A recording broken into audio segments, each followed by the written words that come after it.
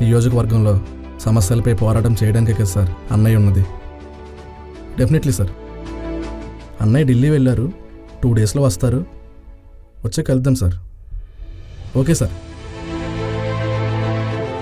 ఏమ్మా కృష్ణ, బాగున్నావా? బాగున్నానన్నా. మా బస్తీలో ఉన్న ఓట్లన్నీ మీకే పడతాయి. అలా పడేలా నేను చూసుకుంటానన్నా.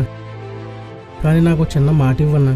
మా బస్తీలో సరైన సదుపాయాలు లేవు, స్కూళ్ళల్లో మౌలిక వసతులు లేవు, నిరుద్యోగ యువతకి సరైన ఉద్యోగాలు లేవు, నిరుపేదలకు అసలు ఇల్లు లేవు. ప్రభుత్వ సహకారంతో మన పార్టీ వచ్చిన తర్వాత మా సమస్యలన్నీ మీరే పరిష్కరించాలి. అంతేకాదన్నా, కల్తీ మద్యం వల్ల యువత కూడా గంజాయికి డ్రగ్స్కి బానిసలు అవుతున్నారు. మన నియోజకవర్గంలో అడుగడుగునా గుంతలమయం. ఈ సమస్యలన్నీ మీరే పరిష్కరిస్తారని నమ్మకంతో వచ్చానన్నా. నేను నీకు మాటిస్తున్నాను. అన్నయ్య వచ్చాక చెప్పి